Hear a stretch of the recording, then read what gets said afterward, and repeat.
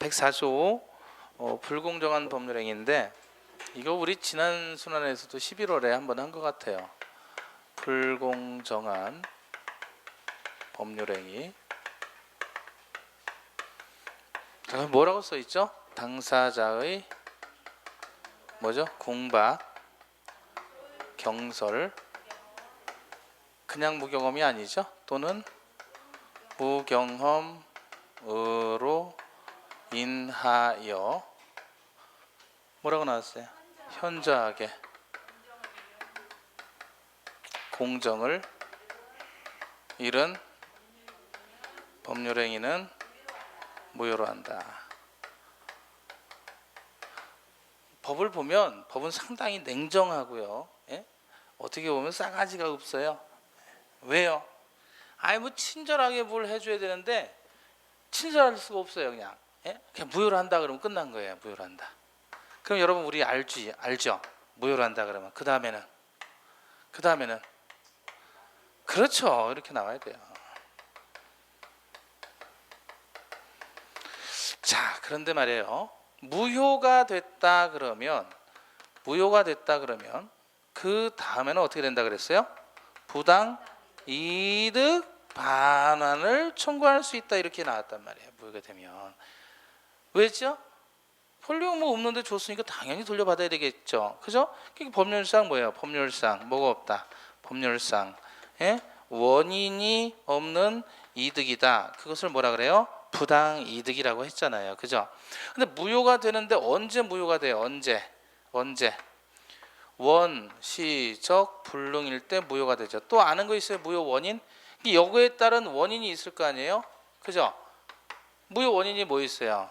원시적 불능일 때 무효. 또 여러분 아시는 거 지난주에 의사 무능력자의 법률행위 무효. 그죠? 지난주에 한 거. 또 뭐 있을까요? 통정한 허위 표시 무효. 그죠? 또 뭐 있어요? 사회 질서 위반일 때 또 뭐죠? 무효. 또 뭐 있죠? 강행법규 위반일 때 무효 그랬잖아요. 그죠? 강행법규 위반일 때 또 무효. 무효 원인이 하나예요, 많아요?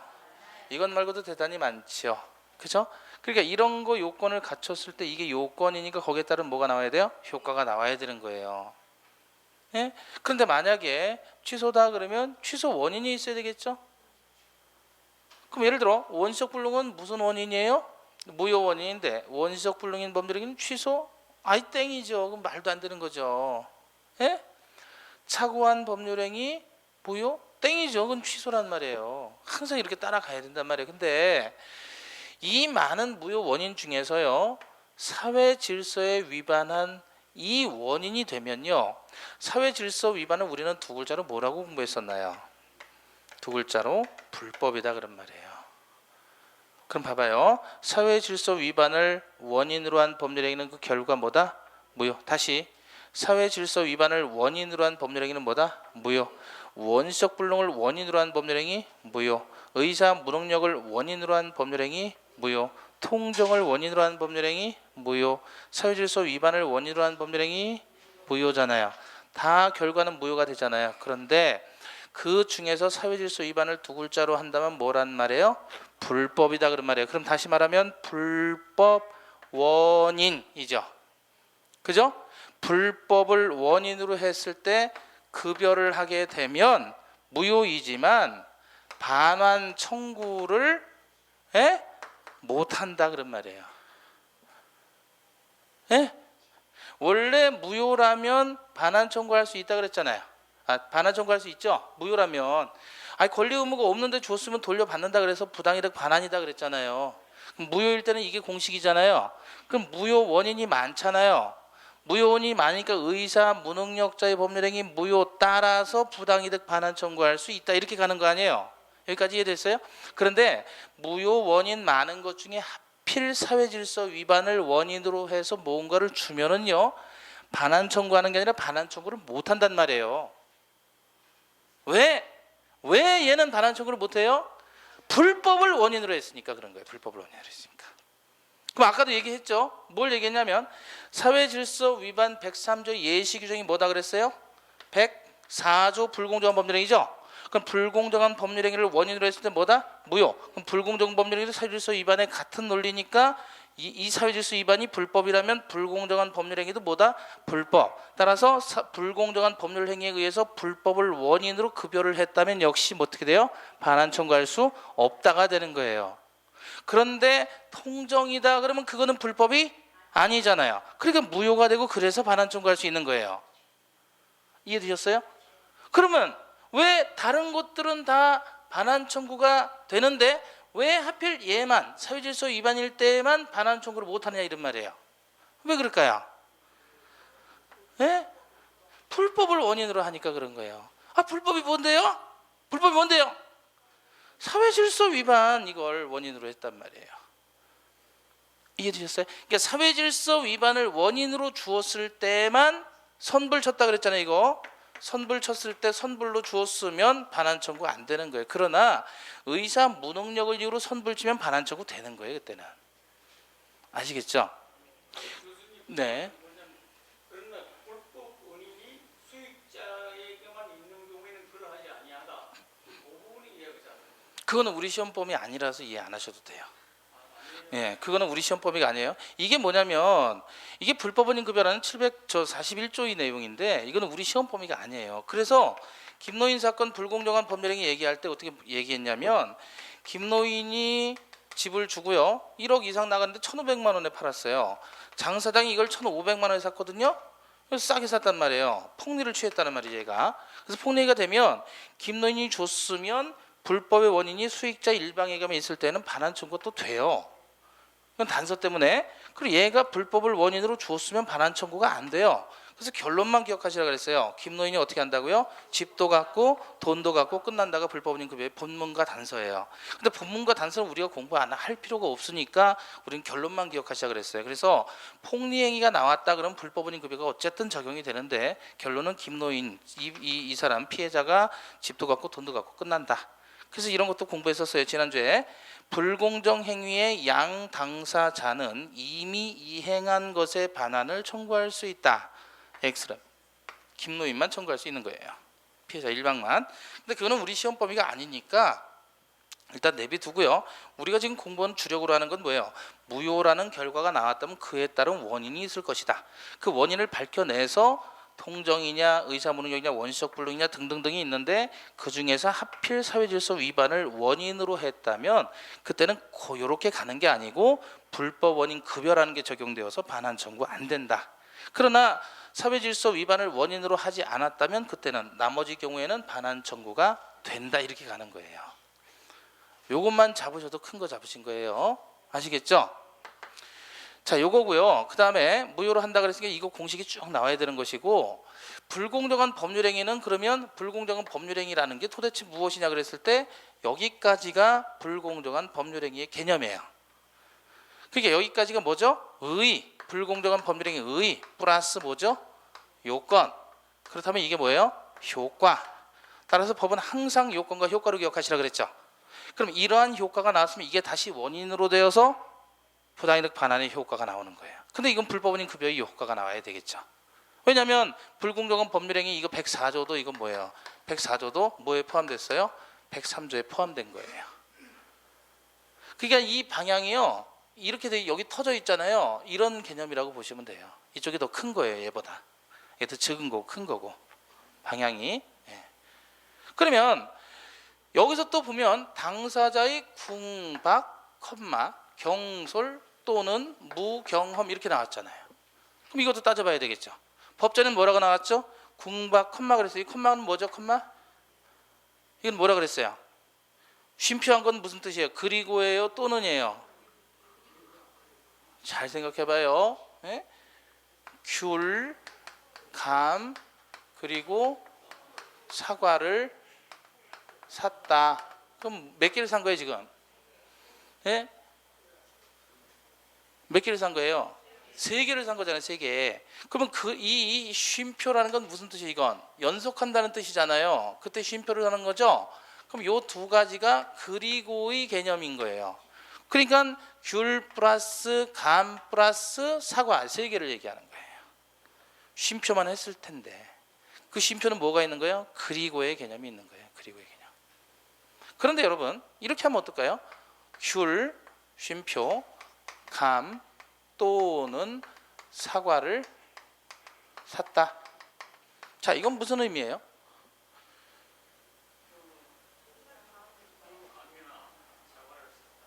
산다 이렇게 말을 귤, 감 또는 사과를 산다.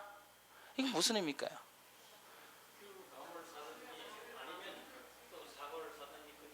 그러면 이렇게 할 수 있죠.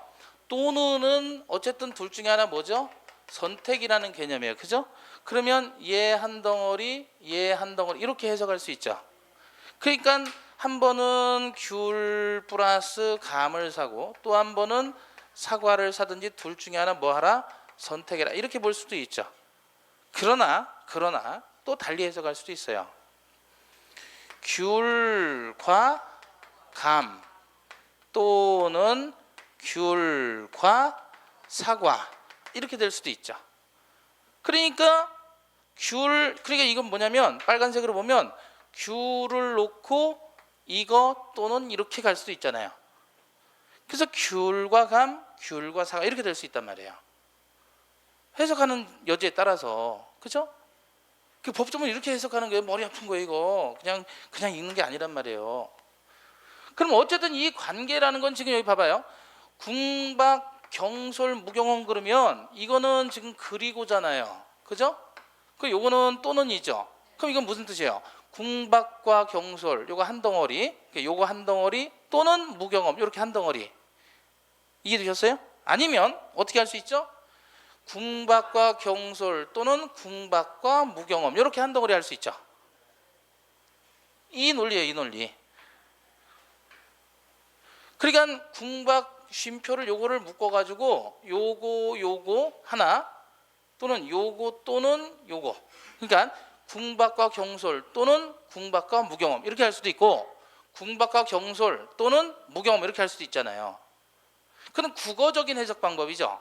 그런데 우리 판례는 뭐라 그래요? 판례는 당사자의 궁박, 경솔, 무경험 중 어느 하나만 있어도 족하다라는 게 우리 판례 입장이죠. 그럼 우리 판례는 최종적으로 대법원에서 이 법을 해석할 수 있는 권한이 있으니까 최종적인 뭐예요? 권한 가지고 있는 해석을 할 수 있는 데는 법원이니까 법원의 유권 해석에 따르면 결국 뭐란 말이에요? 조문에 나와 있는 표현 무시하고 전부 또는으로 이해를 하겠다 이런 말이에요. 이해되셨어요? 그럼 이 판결이 잘못된 건가요? 엄밀히 말하면 잘못된 판결이죠. 법 조문하고 다른 해석이잖아요. 그렇잖아요. 그래도 최종적으로 권한을 가진 해석기관이 누구니까요? 법원이니까 법이 최종적인 해석을 하니까 지금 우리가 한 이런 해석을 이런 뭐라 그래요? 이걸 이러한 해석 방법을 뭐라고 하냐면 법전에 나와 있는 문장 그 자체의 논리에 의해서 해석한다. 물리적 해석이라고 한단 말이에요. 그런데 이 법원의 해석 방법은 뭐예요? 권한을 가지고 하는 해석이에요. 이건 주기를 멋대로 하는 거지. 주기를 멋대로. 왜? 법원이 장택이니까. 이해되셨어요? 그럼 원래 글자 그대로 한다면 이러한 결과가 돼야 되는데 판례는 그런 결과를 무시하고 어떻게 한다? 중에 어느 하나만 있어도 족하다. 이 연결고리를 법원이 마음대로 해석을 한 거야. 최종적인 해석 권한은 법원에 있으니까. 따라서 문제가 생기면 이게 정답인 거예요. 근데 우리는 공부할 때 그냥 다 또는 그러면 그냥 넘어가잖아요. 그냥 이건 따지는 게 상당히 복잡했던 거예요. 결과는 기억하셔요. 결과. 따지는 과정을 기억하지 말고 결과. 이 쉼표를 뭐라고 해석한다? 또는으로 해석한다. 아시겠죠? 예. 그러면 당사자의 궁박, 경솔, 무경험 셋 중에 하나만 있으면 된다 그런 말이죠. 예. 그럼 이거 글자 그대로 보면 궁박은 무슨 뜻이에요? 글자 그대로 급박한 곤궁. 그래서 뭐라 그랬죠? 제자즈게 가난한 거. 이게 궁박이죠. 그런데 우리 판례는 경제적인 말의 그 의미의 궁박을 가지고 뭐까지 포함시켜요? 정신적인 형태까지도 포함시킨다 그랬잖아요. 그럼 판례는 지금 어떻게 하죠? 궁박이라는 개념을 확대 해석하는 거죠. 원래 궁박은 경제적인 원인만 얘기하는 건데 지금 판례는 정신적인 영역까지도 확대시켰다 그런 말이에요. 이걸 확대 해석이라고 해요. 그럼 여러분 법 해석하는 거예요 지금. 경솔 또는 무경험으로 인 그러면 이건 한자로 어떻게 하죠? 인? 사람인이 아니에요. 인과 관계를 얘기하는 거예요. 인하여 그러면 이건 뭐예요? 인 원인이란 뜻이에요. 그 다음에 뭐예요? 과 관계가 있어야 됩니다. 원인과 결과 간의 관계가 있어야 돼요. 인과관계. 고로 이것이 원인이 되어서 그 결과가 뭐예요? 현저하게 공정을 잃게 되어야 한다 그런 말이에요. 그죠? 이 두 가지가 연결되었을 때 그래야 무효가 되는 겁니다. 그러면 우리가 공부할 땐 교과서에서 뭐라고 하죠? 이거를 피해자의 뭐라 그래요? 주관적인 요건, 요거를 객관적인 요건 이렇게 공부를 한단 말이에요. 누가 봤을 때도 객의 입장에서 손님의 입장에서 바라보든 즉 제3자의 입장에서 바라본다, 관이 바라본다라는 뜻이잖아요. 제3자 입장에서 바라봤을 때는 객관적으로 공정을 이뤄야 된다 그러죠. 그래서 우리가 법전에서 이렇게 나와 있는 것을 가지고 교과서에 뭐라고 나와요? 현저한 불균형 이렇게 표현해요. 공정을 또 달리 표현해요. 불균형 이런 식으로 표현한단 말이에요. 그러니까 저울질했을 때 한쪽이 끼울었다 그런 말이죠. 현저한 불균형. 그리고 그 현저한 불균형이 왜 발생한 거예요? 당사자의 궁박, 경솔, 무경험 때문에, 셋 중에 하나 때문에 현저하게 균형을 잃게 된 거예요. 그러니까 이 둘 사이 인과관계가 없더라도 무효가 안 되는 거죠. 이해되고 있나요? 얘네들 때문에 궁박, 경솔, 무경험 때문에 현저히 불균형해져야 돼요. 그래야 무효가 되는 겁니다. 그런데 우리 판례가요, 여기 조문에는 없는데 폭리를 취하는 자, 폭리 행위자의 뭐가 필요하다 그래요? 악의가 필요하다 이렇게 보고 있어요. 이거는 지금 법에 없는 요건이죠. 판례가 이 요건을 뭐 했죠? 추가적으로 해석을 했다는 말이에요. 판례의 추가적인 요건. 법조문에 나와야 안 나와 이거. 조문은 없잖아요. 근데 판례가 지그들 멋대로 넣은 거예요. 법원에서. 그러니까 불공정한 법률가 성립하기 위한 요건은 첫째, 당사자의 궁박, 경솔, 무경험 중에 하나. 두 번째, 급부와 반대급부의 현저한 불균형. 세 번째, 폭리행위자의 악의. 폭리행위의 악의. 이게 있어야 돼요. 그럼 무효가 되니까 이제 무효의 효과를 보시면 되겠죠. 이해되십니까? 조금 어려운가요? 아니에요? 아, 그동안 내가 아무 생각 없이 공부했네 그랬나요? 아니에요? 예. 그러니까 이 쉼표 하나도 그냥 읽는 게 아니에요. 법전은. 법은 소설이 아닙니다. 그래서 우리 폭리행위 어떤 사건 기억나요? 장사장 사건 김노인 사건 기억나시죠? 1억 이상 나가는 걸 가지고 1,500만 원에 샀다는 말이에요. 그럼 둘이 매매를 했단 말이에요. 법률행위 했죠? 그 법률행위가 불공정하냐 따지려면 이자의 김노인의 궁박, 경솔, 무경험 중에 어느 하나만 있을 것. 그죠? 중에 하나만 있으면 되니까. 그 다음에 급부와 반대급부의 현저한 불균형. 그 다음에 폭리행위의 악의. 그러면 무효. 무효가 되면 부당이득 반환인데 얘는 사유질서 위반의 한 형태니까 불법원인 급여가 적용되어 결론 김노인이 집도 갖고 돈도 갖고 끝난다. 이렇게 간 거예요. 이해되셨습니까? 자, 그래서 103조, 104조는 결국 사유질서 위반의 한 형태인 104조를 봤으니 104조는 무엇의 예시 규정이다? 104조는 무엇의? 103조의 예시 규정이다. 104조는 103조의 예를 들어 보여준 규정이다 그런 말이에요. 자, 그다음에 105조 임의 규정, 제목이 임의 규정이죠. 이건 이제 여러분 우리 아직 보면 안 나갔는데 법률행위 해석과 관련된 부분이에요. 자, 제 105조 법률행위의 당사자가 법령 중에 선량한 풍속, 기타 사회 질서에 관계없는 규정과 다른 의사를 표시한 때에는 그 의사에 의한다. 자, 칠판 보세요. 105조 그러면 제목이 표제어가 무슨 규정이라고요? 임의 규정. 근데 임의 규정이라고 했는데 뭐라 그랬어요? 뒤에서 법령 중에 선량한 풍속, 기타 사회 질서에 관계 없는 규정과 그랬죠. 줄이면 뭐예요 그게? 그걸 줄이면 무슨 말이에요? 아, 여기 있잖요. 임의 규정. 임의 규정이 뭐라고요? 선풍기 질서에 관계 없는 규정. 강행 규정은 선포 인질서 관계 있는 규정. 그리고 임의 규정. 그러면 임의 규정이 있잖아요. 즉 다시 말하면 이거 임의 규정은 뭐예요? 법령 중에 선량한 풍속, 기타 사회 질서에 관계 없는 규정과 뭐야? 다른 의사를 표시한 때는 무엇에 의한다? 의사에 의한다 그랬잖아요. 그죠? 다시 칠판 106조를 봅니다. 106조 밑에 보시면 표제가 뭐라고 나왔죠? 사실인 관습 그랬잖아요. 사실인 관습. 그러면 사실인 관습 읽어봅니다. 시작. 법령 중에 선량한 풍속, 기타 사회 질서에 관계 없는 규정 끊어요. 여기까지 뭐예요? 임의 규정. 그러니까 이름이 임의 규정. 임의 규정과 다른 뭐가 있어요? 관습이 있는 경우에 당사자의 의사가 명확하지 아니한 때는 그 관습에 의한다 그랬죠. 그러면 여기 봐봐요. 임의 규정과 다른 관습이 있는 경우에 당사자의 의사가 명확하지 않으면 무엇에 의한다? 관습에 의한다 그런 말이죠. 다시 봐봐요. 임의 규정과 다른 의사를 표시하면 무엇에 의한다? 의사에 의한다. 또 106조는 임의 규정과 다른 관습이 있어요. 있는데 당사자의 의사가 명확하지 않았어요. 그럼 무엇에 의한다고요? 관습에 의한다고요. 그러면 당사자의 의사가 명확하다면 어떻게 되겠어요? 명확하다면 예? 그럼 의사에 의하는 거 아니에요? 그죠? 아니 명확한데도 관습에 의한다 그러면 안 되잖아요. 명확하지 않았을 때 관습에 의하는 것이니까 명확하면 의사에 따라가는 거예요. 그러면 임의 규정보다 의사가 우선하죠? 또 임의 규정보다 관습이 우선하죠? 그럼 관습하고 의사 중에는 뭐가 우선해요? 의사가 우선하는 거죠. 그러니까 이 순서가 어떻게 돼요? 임의 규정이 있으면 임의 규정이 우선하는 건 뭐다? 관습이고 관습에 우선하는 건 뭐예요? 의사.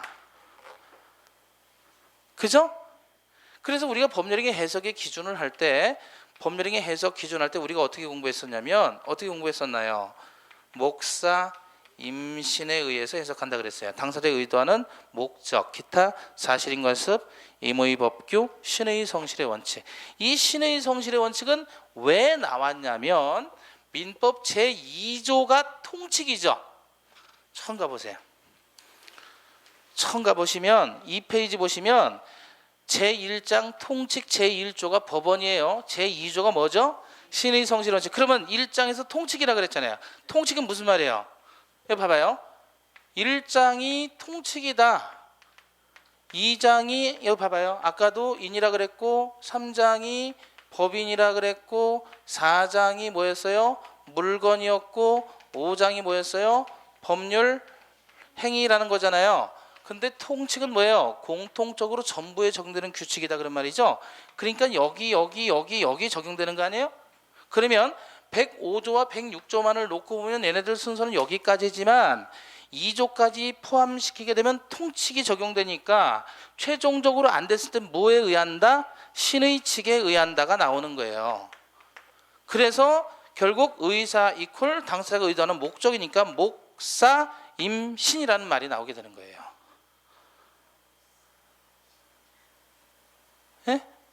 신의 성실의 원칙이 같은 뜻없이 왜 나오는 거예요? 민법 2장이 통칙이잖아요. 통칙은 다 적용된다는 거 아니에요. 판택제인 시스템 때문에. 그러니까 여기 신의 칙이 2조 1항이 나오는 거예요. 여기서 신의 성실의 원칙이.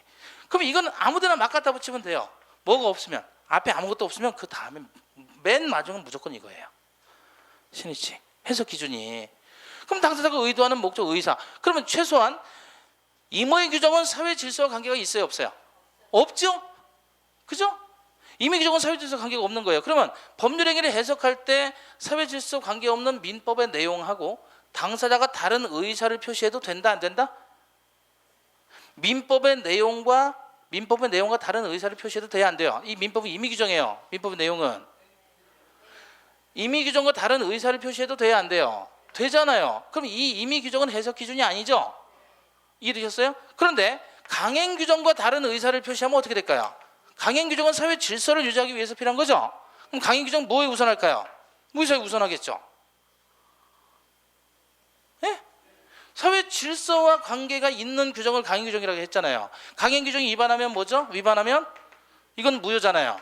강행 규정이 위반하면 무효죠. 이건 사회 질서를 깼으니까. 그러나 강행 규정에 위반하지는 않지만 임의 규정하고 다른 의사를 표시하면 무엇이 우선해요? 의사가 우선. 결국 사회 질서를 빼고요. 최고로 우선되는 순위를 매긴다면 그건 뭐단 말이에요? 의사. 이게 뭔데요? 이게 사적 자치. 즉 뭐를 얘기한다? 자유를 얘기하는 거예요, 이게. 그래서 이 사적 자치 원칙이 민법의 최고의 원리가 되는 거예요. 이것 때문에 105조 106조 때문에 사적 자치 원칙에 자유라는 말이에요. 그러니까 당사자의 의사가 제일 우선한 거예요. 그러니까 뭐 문제되면 뭐야 합의로 해결하면 끝나는 거예요. 왜? 합의보다 임의 규정, 민법의 규정으로 우선하니까. 그럼 우리가 아까 모니터 주물 이런 거 종물 얘기할 때, 그죠? 100조 2항에서 뭐라 그랬죠? 종물은 주물의 처분에 따른다 그랬죠. 종물은 주물의 처분에 따른다. 그거는 사회 질서하고 관계가 없죠. 그리고 그건 뭐다? 임의 규정인데 종물은 주물의 처분에 따르는데 난 싫어. 난 모니터 별도로 판매할래. 그러면 그게 우선한다는 말이에요. 그러나 그런 얘기를 안 해놓으면, 그런 얘기를 안 하고 그냥 컴퓨터 판다 그랬어요. 45만 원 컴퓨터 팝니다. 근데 사는 사람은 모니터 포함시켜달라 그러고 파는 사람은 모니터 빼고 판다. 이렇게 얘기를 한단 말이에요. 둘이 충돌하죠. 그럼 어떻게 하자 말이에요. 그때는 얘 다음에 누구니까 이게 명확하지 않으니까 관습에 따라가는 거예요. 관습. 컴퓨터 파는 업계에서는 모니터를 포함시키느냐 별도로 파느냐 그게 그 지역의 관행이라면 관행에 따라가고, 관행도 없다 그러면 그때는 민법에 따라서 임의규정의 임의규정에 따라 가지고 모니터는 포함된다 이렇게 가는 거예요. 이해되시죠? 아니 뭘 얘기는 한 것 같은데 잘 남지는 않아요. 그죠? 결국은 목사 임신이래요. 왜 이게 사냐면 사실인 관습이잖아요. 사실인 관습. 사실인 관습. 자, 여기도 이 철학적인 용어가 도입이 되는데요. 결국은 법률 행위를 해석할 때는 갑하고 을하고 계약을 했다, 혼인 계약을 했다, 매매 계약을 했다 그랬을 때는 제일 먼저 이 계약의 내용이 사실은 구체적이에요. 구체적이지 않아요. 자기 나름대로는 구체적으로 하겠죠. 매매 계약한다 그러면 야 매매 대금 언제 주고 언제 주고 언제 주느냐 뭐 이렇게 한단 말이에요. 그렇죠? 나름대로 계약은 구체적으로 하지만 발생할 수 있는 모든 가능성을 다 여기다 포함시켜서 계약하는 건 아니죠. 그죠? 그럼 이 발생할 수 있는 모든 가능성이 다 열려 있는 상황에서 당사자가 계약서 꼼꼼히 쓴다 그래도 예상하지 못한 결과가 나왔을 때, 예? 그럼 이 계약은 깨야 돼요, 말아야 돼요? 아 미치겠네. 예? 자 예를 들면 봐봐요. 집을 팔아요. 갑이 집을 팔아요. 을이 집을 사요. 둘이 매매 계약했어요.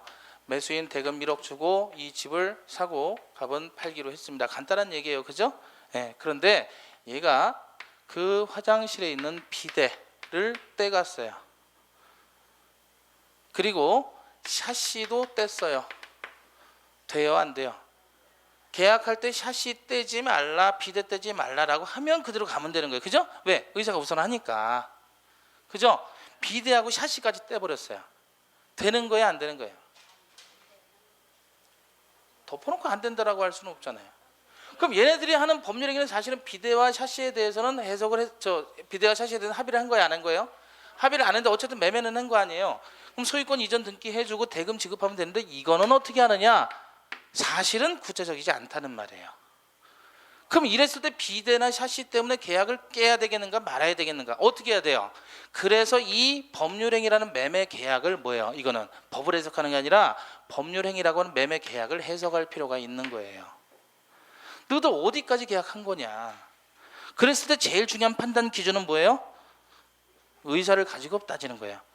매도인은 팔 의사가 없어서 이거는 빼고 매수인은 이거 포함시켜서 산다 그랬어요. 근데 의사로 서로 엇갈리니까 충돌이 되죠. 그러니까 의사로 해결이 안 되죠. 합의된 게 아니잖아요. 그럼 그 지역의 관행은 어떻게 되느냐? 관행. 그죠? 그 지역의 관행은 이런 거 포함시키더라, 포함 안 시키더라. 그건 알아서 너희들이 입증해라 그런 말이야. 필요한 거. 그래도 안 된다. 관행으로서도 어떻게 할 수가 없다 그러면 민법의 규정에 따라서 해석을 해라 그런 말이에요. 임의 규정에 따라서. 그럼 민법 조문 뒤져보니까 비데를 떼야 된다, 비춰야 된다. 비데라는 단어 자체가 안 나오는데요. 샤시를 붙여야 된다, 떼야 된다 그러면 이런 단어가 안 나오는데요. 이거 어떻게 해야 되는 거예요? 네? 주물, 종물. 샤시는 종물일까요? 비데가 종물일까요? 지금 그 얘기를 하는 건 자체는 공부가 된 거예요 지금. 왜냐하면 이게 만약에 종물이라면 100조 2항에 따라서 포함돼서 넘어가는 거예요. 그럼 얘가 종물이에요 아니에요? 이제 따져봐야죠. 자, 비대가 종물이다 아니다? 자, 종물이 되려면 아까 첫째 별개의 물건이어야 되죠. 집하고 비대는 별개의 물건이에요. 그죠? 둘째 효용에 이바지해야 돼요. 즉 없으면 안 되는 정도가 효용에 이바지한다 그랬죠. 비대 없으면 똥 못 사나요? 예? 싸죠? 비대 없어도 되잖아요. 이 화장실에 있는데 저는 90년 초반까지 여기 다리 이렇게 올라가서 이렇게 했어요. 화장실 일 볼 때 여기 앉는 거를 못했어요. 왜일까요? 튀니까 팍팍 튀니까 안 튀게 하려고 위로 올라갔다고요. 비대가 필요 없었어요. 지금 이해가 안 가나요? 아, 여기 다리 2개 걸치기 올라가서 했다고요. 이렇게 일을 볼 때. 그러니까 비대가 꼭 필요한 거예요? 없어도 되는 거예요? 없어도 되잖아요. 그럼 종물? 아니네요. 그죠? 그럼 모든 집에 다 샤시가 있나요? 베란다에 샤시? 모든 집에 다 있어요? 이거 아니잖아요. 그럼 종물? 아니네요. 그럼 민법의 규정, 임의 규정 다른 걸 들이대야 되겠죠. 어떤 걸 들이대야 돼 이제 부합물이라는 개념이 나오는 거예요. 이거 우리 안 배웠지만 부합물이라는 건 민법의 부합의 규정이 있는 거예요. 부합의 규정. 훼손하지 않으면 분리할 수 없거나 분리하면 과다한 비용이 소요됐을 때 그걸 부합이라고 정의한단 말이에요. 그러면 이 샤시 같은 거는 훼손하지 않고 분리가 쉽게 돼요? 안 되잖아요. 분리하면 훼손되죠? 그럼 얘는 뭐다? 부합물이다. 따라서 이 샤시는 그 집의 일부가 되는 거예요. 그러나 비대는 훼손하지 않고도 뗄 수 있죠. 얘는 부합물도 아니고 종물도 아니고 과실도 아니니까 떼도 되는 거예요. 이해되시고 있나요? 그래서 당사자가 하는 이 계약 속에 과연 어디까지 계약의 내용으로 포섭시킬 것인가를 누가 해석하는 거예요? 법원이 해석을 해주는 거예요. 당사자가 주장하면 이걸 법률행위 해석이다 이렇게 얘기를 하는 거예요. 아시겠죠? 그럼 해석할 때 이런 사건이 나왔을 때 어떤 A 판사는 야 비대 붙여, B 판사는 야 비대 떼가도 돼, 이렇게 서로 다르면 돼야 안 돼요? 판사들마다. 그러면 세상에 이런 놈의 법원이 어딨냐 그럴 거 아니에요. 그러니까 판사 니네들 법 공부 잘해서 최소한의 판단 기준은 맨 처음에는 당사자의 의사를 확보해라. 의사라서 확인이 안 되면 그 지역의 관행을 통해서 이 판결을 하고, 관행도 명확하지 않다 그러면 민법의 규정대로 가라. 대신 그 규정은 뭐가 아니다? 강행 규정이 아니라 임의 규정이다. 이렇게 가는 거예요. 그래서 이 법조문에 나와 있는 내용을 가지고 하나씩 풀어주니까 목사 임신이 나오는 거예요. 그 신의 측은 신은 어디서 나온 거예요? 민법 2조 통칙이었으니까 얘를 갖다가 끌어준다 이런 말이에요. 이 원리와 가정을 따지게 되면 상당히 복잡하고 어려운데 사실은 결론만 하면 쉬운 거예요. 법률행위 해석의 기준은 뭐다? 4개: 목적, 사실인관습, 임의법규, 신의칙. 이렇게 가는 거예요. 그러면 이제 목사 임신을 딱 기억했으면 여러분 조문을 기억할 수 있죠. 봐봐요. 임의규정과 다른 의사를 표시하면 무엇에 의한다? 의사에 의한다. 임의규정과 다른 관행이 존재하는데 당사자의 의사가 명확하지 않으면 관행에 따른다. 그죠? 그럼 임의규정을 이제 풀어주면 돼요. 이거 관계 있는, 관계 없는? 관계 없는. 뭐와 관계 없는? 사회질서. 앞에 선풍기 들어가야죠. 선풍기 질서에 관계없는 규정과 다른 의사를 표시한 때에는 무엇에? 의사에 따른다. 다시 요 밑에 선풍기 질서에 관계없는 규정과 다른 관습이 존재할 때 당사자의 의사가 명확하지 아니하면 관습에 따른다. 외워지죠? 이해를 해야 외워지죠. 다시 이거 뭐라고요? 선풍기 질서에 관계없는 규정과 다른 의사를 표시한 때에는 의사에 따른다. 그 106조는 선풍기 질서에 관계없는 규정과 다른 관습이 존재할 때 당사자의 의사가 명확하지 아니하면 관습에 따른다. 쉽죠? 이게 들어가 있으면 얼마나 쉬워요. 근데 요 임의 규정을 얘기하면 뭐라고 했어요? 임의 규정이 선풍기 질서에 관계 없는 규정이잖아요. 근데 어떤 게요? 법에 나와 있는 법령 중에 여기까지 하면 정확하죠. 아니 어떤 조문이 있으면 법 조문 중에 하나일 거 아니에요. 그러니까 이 많은 법령 중에 어느 조문이 선량한 풍속 기타 사회질서의 관계 없다면 걔는 임의 규정이라 하겠다는 거예요. 예? 그럼 다시 자, 안 보고 해보실 수 있죠? 105조 임의 규정 그러면 법령 중에 선량한 풍속 기타 사회 질서에 관계 없는 규정과 다른 의사를 표시한 때에는 그 의사에 의한다. 조문 한번 봐요. 외워졌는지. 105조 임의 규정하면 촥 떠오르나요? 뭐라고 나왔나요? 법률행위의 당사자가 법령 중에 선량한 풍속 기타 사회 질서에 관계 없는 규정과 다른 의사를 표시한 때에는 그 의사에 의한다. 자, 106조 법령 중에 선량한 풍속 기타 사회 질서에 관계 없는 규정과 다른 관습이 있는 경우에 당사자의 의사가 명확하지 아니한 때에는 그 관습에 의한다. 이해되셨나요? 자, 그럼 여기 봐봐요. 이제 조문 외워졌죠? 왜 그래요? 방금 전에 외워놓고 105조 법률행위의 당사자가 그것도 외웠어요. 예. 법률행위의 당사자가 선량한 법령 중에 선량한 풍속 기타 사회 질서에 관계 없는 규정과 다른 의사를 표시한 때에는 그 의사에 의한다. 제 106조 법령 중에 선량한 풍속 기타 사회 질서에 관계 없는 규정과 다른 관습이 있는 때에 당사자의 의사가 명확하지 아니하면 관습에 의한다. 그렇죠? 자, 그러면 관습 그랬을 때 근데 106조의 제목이 뭐예요? 표제어가 자, 이 관습이요 사실인 관습이래요. 이 사실인 관습이다라고 했을 때 이거 자체는 사실을 원인으로 한 관습인데요. 우리가 또 사실 이렇게 얘기를 하네요. 사실. 지겨워요. 그죠? 예. 사실 요건 요건. 요건 안에 뭐가 들어있다고요? 사실. 사실이라는 말은 말 그대로 요소인 거예요. 요소. 요소들. 요소들이 많단 말이에요. 그 요소로서의 관습이에요.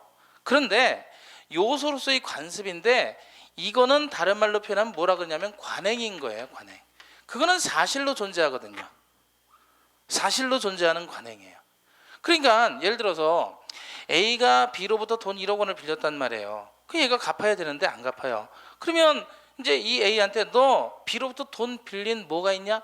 사실이 있느냐 그 말이에요. 돈 빌린 사실이 있느냐. 이해되셨어요?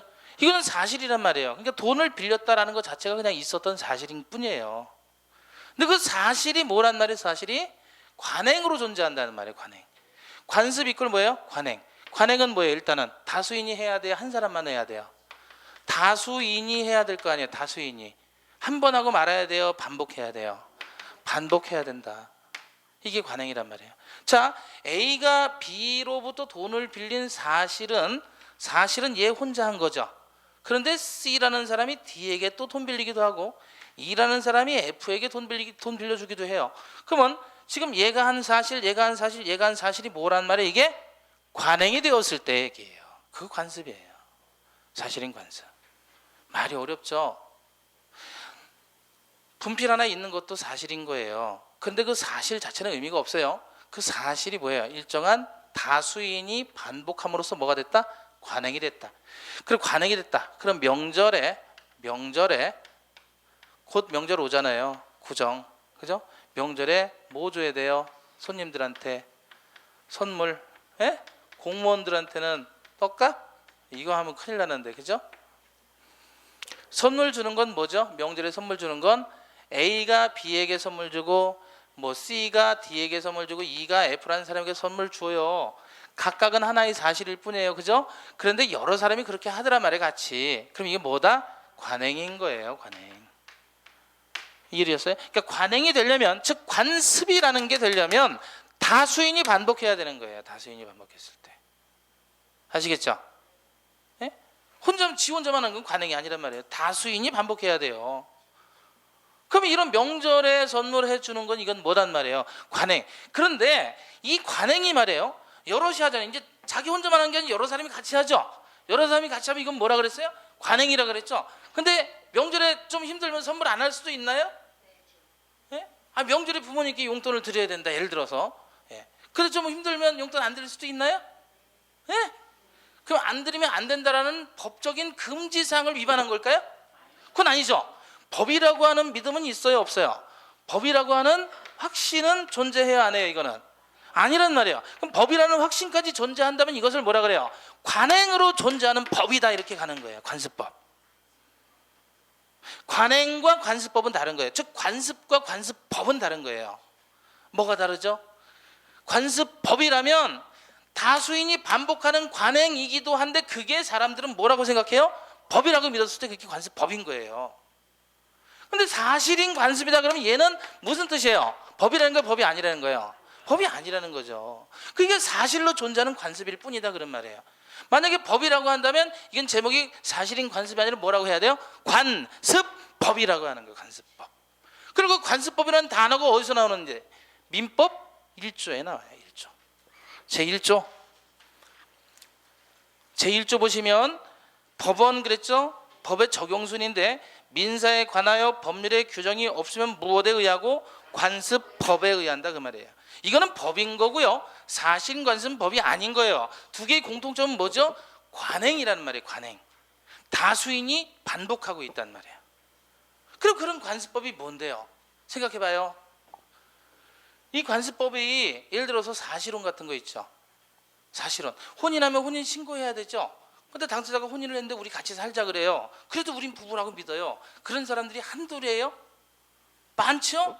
다수인이 반복을 하죠? 그래도 자기들은 부부라고 믿어야 안 믿어요? 믿는다는 말이에요. 우린 부부야 라고 법적으로 믿는단 말이에요. 법적으로 부부야. 예? 그럼 그건 관습법인 거예요. 그래서 이들을 우리는 사실혼이라고 따로 이름을 붙여주는 거예요. 그러면 어떤 반복되는 관행이 있는데 이게 법이 아니다, 즉 사실로 존재하는 관습이다, 아니면 법이다라는 것은 결국 누가 판단하는 거예요? 그렇죠. 이건 법원이 판단하는 거예요. 판단은 법원이 하되 법원이 모를 수 있으니까 관습 법이냐 사실인 관습은 니들이 알아서 주장을 해봐라 그런 말이에요. 법은 알 수가 없으니까. 만약 법원이 안다면 상관없겠죠. 판사가 직권으로 때리겠지만 그냥 이게 법인지 아닌지는 사실은 모르니까 최종적으로는 법원이 판단하는 거예요. 그래서 우리 판례가 모두 있었어요. 대한민국의 수도는 서울이어야 한다라는 것은 조선왕조 500년 이래로 계속된 관행이었고 사람들은 그거에 대해서 법이라는 믿음이 있었기 때문에 관습법이다 이렇게 주장을 했던 거예요. 이해되십니까? 그래서 관습법, 사실인 관습 이건 같은 거 다른 거. 다른 거. 사실인 관습하고 관습법은 뭐가 다르죠?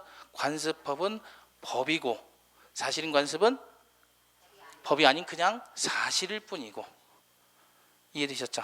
공통점은 뭐죠? 둘이 다수인이 반복하는 형태의 관행이 있다 그런 말이에요. 어려운가요? 예? 뭐가 어려워요? 예. 혼자만 하면 관행이에요? 아니에요? 아니, 여럿이 같이 하니까 관행이 된 거예요. 그렇지만 관행이 됐다 그래서 다 법이에요? 아니죠. 관행이 관행으로 사실로 존재할 수 있는 관행이 있고 법인 관행도 있고. 그럼 관습법, 법인 관행은 어떤 거냐면 지금 얘기한 사실혼 같은 거. 이게 대표적인 관습법이에요. 자, 그런데 애를 한 사람만 낳아요? 여러 사람이 많이 낳아요? 여러 사람이 많이 낳잖아요. 그럼 관행일 수 있나요? 애를 낳는 거는 관행일 수 있나요? 아, 다수인이 반복해서 애를 낳잖아요. 그죠? 그럼 관행일 수 있죠. 예? 그럼 애를 낳았을 때 그 아이가 낳자마자 저 모자 간의 관계가 형성되는 거예요? 아니면 출생 신고를 해야 부모자 관계가 형성되는 거예요? 출생 신고 해야만 내 새끼가 되는 거죠? 출생 신고 안 하면 절대 내 새끼 아니 내가 놔도? 출생 신고 해야 내 새끼예요? 출생 신고 안 해도 내 새끼예요? 안 해도 내 새끼라는 생각이 들어요? 그러면 그게 뭐란 말이에요? 당연하죠? 그게 뭐다? 관습법이 되는 거예요. 관습법. 이해되셨습니까? 그게 관습법인 거예요. 출생신고 안 하면 내 새끼 아니다라고 많은 마음이 누군가에게 들었다면 그건 관습법이 아닌 거예요. 그게 이게 관습법이냐 아니냐를 판단하기 상당히 어렵겠죠. 다시 질문. 지금 우리가 이 민법 전을 공부하는 건 여기 다 규정이 돼 있죠. 이런 걸 문장으로 이루어진 법이다 그래서 무슨 법이라 그래요? 성문법 그러잖아요. 근데 관습법은 문장으로 돼 있어요, 안 돼 있어요? 전혀 법전에 구경도 못 하겠죠? 관습법은 따라서 무슨 법이에요? 문장으로 안 돼 있는 법이니까 무슨 법? 불문법. 관습법을 불문법이라고 해요. 그럼 관습법은 궁극적으로 어디서 찾아봐야 되냐면 여러분 개개인의 마음에서 찾는 거예요. 누가? 법원이. 대한민국 국민이 다 그렇게 생각하는 게 법이라고 한다면 법원은 이건 관습법이다라고 판결을 때려준단 말이에요. 그러니까 관습법도 법이니까 법대로 해결을 해야 되는 거예요. 이해되시죠? 그러니까 눈에 보이는 법이 성문법이라면 그러나 눈에 보이지 않는 불문법, 관습법도 있다라는 말이죠. 이거를 판단하는 건 누가 한다고요? 법원에서 한다고요. 자, 그러면 다시 1조를 가봐요. 1조 이제 다 끝났어요. 민사적인 분쟁이 생겼을 때 1차적으로는 뭐예요?